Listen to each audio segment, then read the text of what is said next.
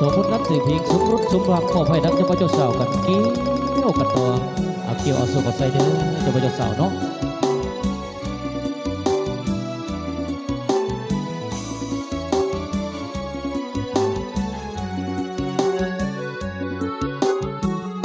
เมื่อทางทั้งสองไม่ปองเป็นคู่กันแล้วหวังเป็นผัวที่เมียแก้วแน่แล้วก็ควรสุขสันต์หวังมองสีวิตจิตใจไว้อกเดียวกันดังก็ศรัทธายึดมั่นไว้ฝันถึงวันวิวาห์พ่อแม่ญาติมีต่างคิดสู้เติมเสริมสร้างสวยเป็นปลาทุกอย่างให้สมดังปรารถนาให้คู่สมรส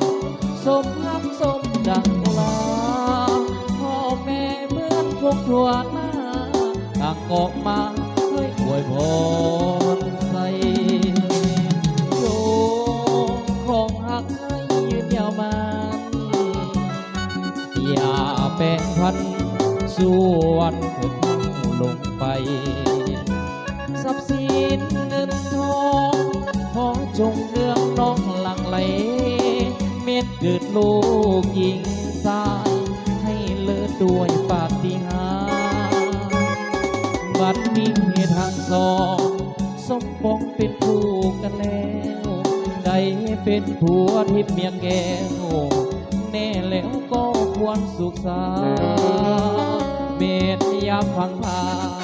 คิดไปอภัยให้กันดวงใจสองคนยึดบ้านต่อคำฟันหัวเดียวมีเดียว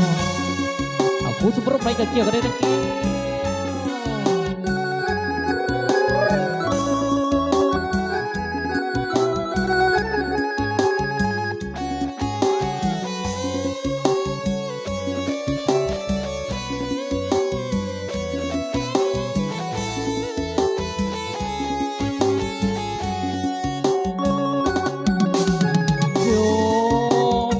หักให้ยืนยาวมันอย่าแบ่งพันสู่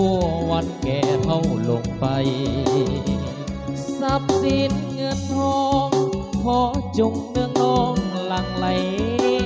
เม็ดเกิดลูกหญิงสายให้เลิศด้วยปาฏิหาริย์บัดนี้ทางสองสมปองเป็นคู่กันแล้วได้เป็นผัวทิพย์เมียแก้วแน่แล้วก็ควรสุขสันต์เมตยามพังพาที่ไปอภัยให้กันดวงใจสองคนเยืนบ้าต่อคำวันหัวเดียวมีเดียวขอบคุณสมรสไปกันเกี่ยวสัมภัยเด้อวันนี้ส่วนทั้งโยจะเบาจะสาวเกี้ยวจุดวินไปลงไปเนาะ